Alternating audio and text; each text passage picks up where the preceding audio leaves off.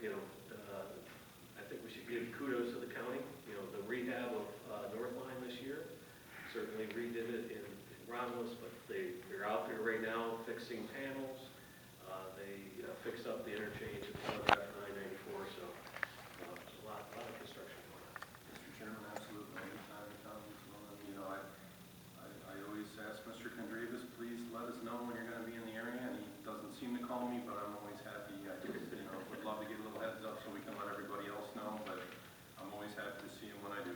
So. All right, any other open business from the council? Hearing none. Gentlemen, we'll go to the right-hand side after that. Good evening. Good evening, Mr. Mayor, councilmen, members of city council, or chairman, I should say. My name is Richard Tebow. I live at 14400 Gully Street. I'm back again. The golf course is the fifth hole in my backyard. Noise ordinance, is there one? My question. There is a noise ordinance. Okay. And who can I make the complaint to besides you folks? Because it doesn't seem to be doing any good. I have golf carts and machines and blowers going through the golf course with their lights on at 6 o'clock in the morning. Of course, my bedroom window faces that green.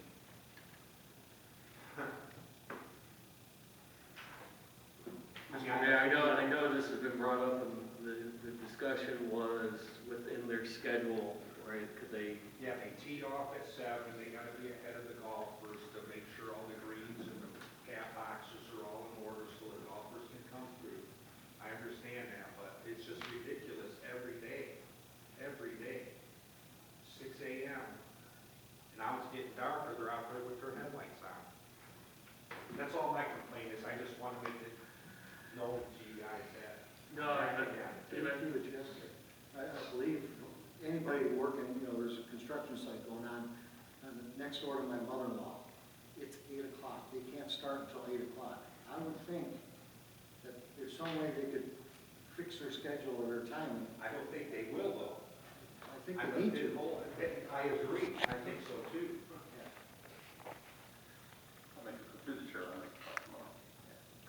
I think they need to look at it. Do you have Mr. Tebow's? No, I mean, you want to stick around, I'll get their numbers. Fair enough. Thank you so much for your attention on this matter. Have a blessed evening. And I live off of the 17th. I've got a little bit more distance. But time to time, we know when someone has sink a putt, right? And that's part of the game. I would. That doesn't bother me. It's the machines. All right. Please come forward. Martin Juilliard, 6708 Beach State Road. I still have golf problems. Lawsuits, how much money, I'm not going to ask questions no more because I never get answers anyhow.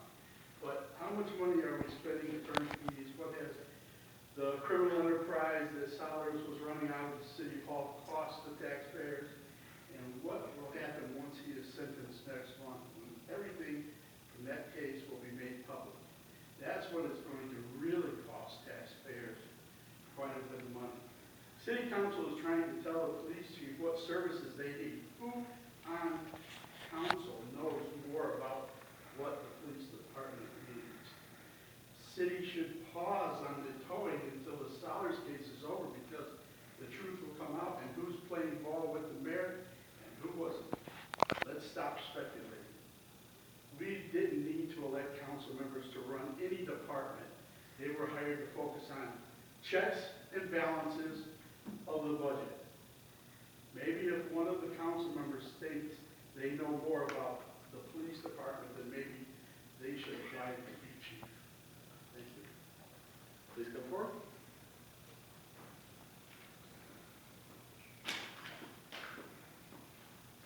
My name is Kimberly Chopley Cullinan, and I live at 20117 Pinecrest.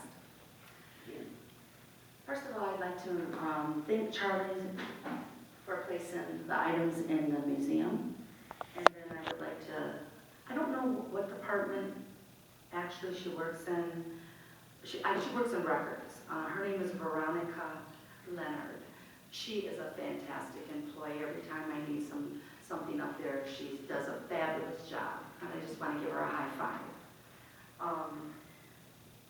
Which brings me to something, I knew this last week, but I didn't want to bring it up.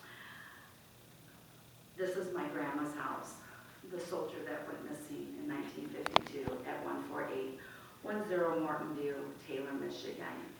The gentleman passed away about 6 months ago.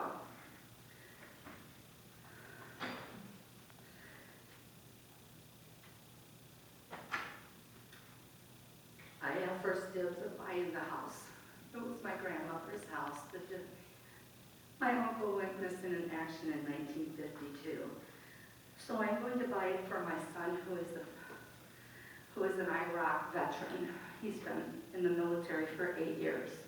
But I have to see a trust lawyer, because he is disabled vet from Iraq. He came home with PTSD. And he's doing fine today, but it took him many, many years to get well. I wanted to make it into a museum to honor my uncle, so I have to really talk to the trust lawyer. Now comes another issue. The sidewalk at my house at 20117 Pinecrest. I talked to many contractors, and they said they weren't going to touch the sidewalk because the tree needs to come down because it will uproot my sidewalk. My husband and I are working hard to possibly maybe sell the house and move away. But I don't want to, because this is my home. This is where my grandparents built their home in 1940, and I want to remain a Taylor resident until I die. But there are things wrong that just don't get fixed in my neighborhood, and I'm really upset. Because the sidewalk, that tree does not belong to me, that belongs to the city. I've been here before many times, and I'm not gonna pay for cement work when that tree's gonna uproot my cement work and have to repay for it again. I don't think that's fair. I don't understand why the city does not pay for the tree to come down. It's on your property, not my property. It's on the easements. It's on the easements. It's still your property. No, it's on that side of the easement. I talked to other city officials in other cities, and they said, that belongs to you, not me. So I would like to, is the building department here? I don't believe that they're here. I will note, I mean, you brought this up, you can certainly contact them during the day. I don't know that they're going to give you a different answer.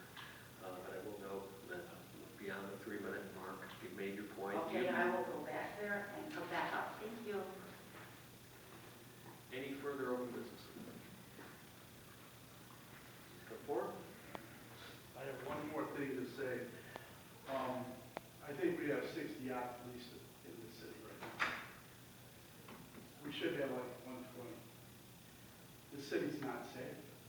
It's very unsafe right now. And until you guys start talking about really important things like that, I think that our citizens will understand that they're not safe right now. I would encourage any residents that would like to pull a petition to set a permanent millage to hire additional police personnel. Certainly that is within their purview. As the citizen mentioned, we have to maintain a balanced budget. Our budget this year is roughly about $50 million. In 2008, it was $65 million. So if you take that ratio of our tax dollars, 50 divided by 65, we originally had 106 sworn positions budgeted. So we're at, I would say at that ratio would be about 81. Certainly we, number one, have budgeted for more police officers. We've had difficulty filling those spots. Certainly we would love to give the police and the fire additional personnel, but we have to live with